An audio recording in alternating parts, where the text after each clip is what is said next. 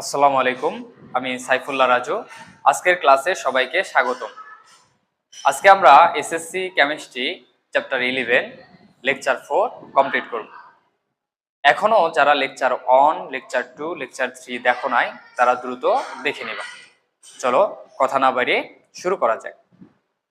গত ক্লাসগুলোতে আমরা কিভাবে যৌগগুলো লিখতে হয় বা যৌগের কি নাম, alkane, alkyne, অ্যালকাইন, aldehyde, alcohol, fatty acid বা কার্বক্সিলিক অ্যাসিড, এটা আমরা নিয়ে আলোচনা করেছি।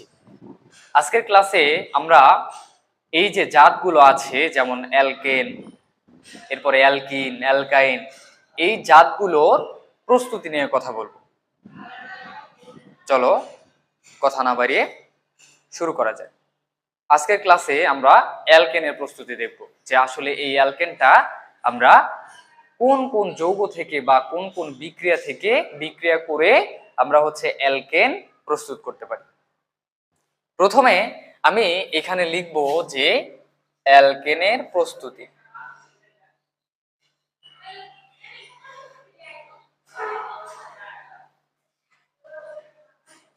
অ্যালকেনের প্রস্তুতি।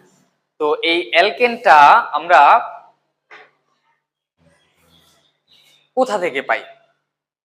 আমি যেভাবে চিন্তা করব, যেভাবে বলবো, ঠিক তোমরা ওইভাবে করার চেষ্টা করবা, তাহলে বিষয়টা অনেক সহজ লাগবে। প্রথমে আমি যে এই অ্যালকেনের প্রস্তুতি, অ্যালকেনটা আমরা পাই প্রথমে আমি বলবো কার্বন ডাই অক্সাইড থেকে। কি থেকে? কার্বন ডাই অক্সাইড থেকে। তাহলে আমি এখানে লিখবো কার্বন ডাই অক্সাইড থেকে। প্রথমে কি বললাম? কার্বন ডাই অক্সাইড থেকে। কি থেকে? কার্বন ডাই অক্সাইড থেকে। তাহলে দেখো, আমরা জানি যে কার্বন ডাই অক্সাইড হচ্ছে CO2। এই কার্বন ডাই অক্সাইড থেকে আমি কি প্রস্তুত করব বলতো? অ্যালকেন প্রস্তুত করব। অ্যালকেন মানে কি বলতো? অ্যালকেন মানে হচ্ছে মিথেন। মিথেন তাহলে কি? অ্যালকেন। এখন দেখো, এই কার্বন ডাই অক্সাইডের সাথে আমার এখানে কি যোগ করতে হবে? এখন আমি এখানে চিন্তা ভাবনা করে দেখলাম, দেখো এখানে হাইড্রোজেন আছে, তাহলে অবশ্যই এখানে আমাকে কি করতে হবে? হাইড্রোজেন অ্যাড করতে হবে। তাহলে এখানে আমি হাইড্রোজেন অ্যাড করলাম। এখানে আমি একটা কি করলাম বলতো? এখানে আমি হাইড্রোজেন অ্যাড করলাম। তো হাইড্রোজেন অ্যাড করার পরে আমি এখানে দেখলাম যে এখানে আমার হাইড্রোজেন আছে 4টা, কিন্তু এখানে হাইড্রোজেন আছে 2টা। তাহলে কি হবে? না, তাহলে হবে না।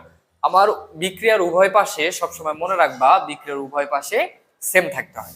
তো সেম করার জন্য আমি প্রথমে এখানে কি করব বলতো? এখানে আমি কি করব বলতো? 2 দিয়ে গুণ করব। এখানে কি করব বলতো? এখানে 2 দিয়ে গুণ করব। এখানে 2 দিয়ে গুণ করব। তাহলে এখানে যদি আমি 2 দিয়ে গুণ করি, তাহলে এখানে কয়টা হয়ে গেল? 4টা হয়ে গেল। আর এখানে হাইড্রোজেন কয়টা? 4টা হয়ে গেল। হওয়ার পরে এখন দেখো, এখানে এক্সট্রা ভাবে তোমার শুধুমাত্র O2 অর্থাৎ অক্সিজেন থেকে যায়, কিন্তু আমার এক্সট্রা ভাবে অক্সিজেন থাকলে হবে না। আমাকে কি করতে হবে? এটাকে একটা যৌগ গঠন করতে হবে। তো যৌগ গঠন করার জন্য আমাকে একটু চিন্তা ভাবনা করতে হবে। দেখো, এখানে যদি আমি 4 বসাই, তাহলে এখানে কয়টা হাইড্রোজেন হয়ে যাবে বলতো? 8টা হাইড্রোজেন হয়ে যাবে। কয়টা হাইড্রোজেন? 8টা হাইড্রোজেন হয়ে যাবে। তাহলে এখানে আমি বুদ্ধি কইরা এখানে কত বসাবো বলতো? এখানে আমি 4 বসাইলাম, বুদ্ধি কইরা 4 বসাইলাম। তাহলে 8টা হাইড্রোজেন। 8টা হাইড্রোজেনের মধ্যে অ্যালকেন বানানোর জন্য এখানে কি 4টা ব্যবহার হয়ে গেছে। আরো কয়টা বাকি থাকলো বলতো? আরো 4টা বাকি থাকলো। তাহলে ওই 4টা আর 4টা হাইড্রোজেন আর 2টা অক্সিজেন মিলে কয় অণু পানি তৈরি করবে বলতো? 2 অণু পানি তৈরি করবে। যেহেতু একটা অক্সিজেন আর 2টা হাইড্রোজেন মিলে 1 অণু পানি তৈরি করে, সেহেতু 2টা অক্সিজেন আর এইখান থেকে 4টা হাইড্রোজেন ব্যবহৃত হয়েছে, বাকি 4টা থাকলো। ওই 4টা মিলে কয় অণু পানি তৈরি করবে বলতো? 2H2O। হ্যাঁ, 2H2O, 2 অণু পানি তৈরি করবে। আর একটা কথা মনে রাখবা, এই বিক্রিয়াটা যখন সম্পূর্ণ হবে, এখানে কি হবে বলতো? এই নিকেল প্রভাবকের উপস্থিতিতে 250 ডিগ্রি সেলসিয়াস তাপমাত্রা, 250 ডিগ্রি সেলসিয়াস তাপমাত্রায়, 250 ডিগ্রি সেলসিয়াস তাপমাত্রায় এই বিক্রিয়াটা সম্পন্ন হবে। তাহলে প্রথম যে অ্যালকেনের প্রস্তুতি আমি কি বললাম যে মিথেন থেকে মানে প্রথমে আমরা কার্বন ডাই অক্সাইড থেকে পাবো, কি থেকে পাবো? কার্বন ডাই অক্সাইড থেকে মিথেন পাবো বা অ্যালকেন পাবো। মিথেন মানে কি? মিথেন মানেই তো অ্যালকেন নাকি?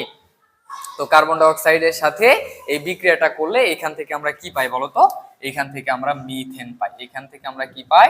মিথেন পাই।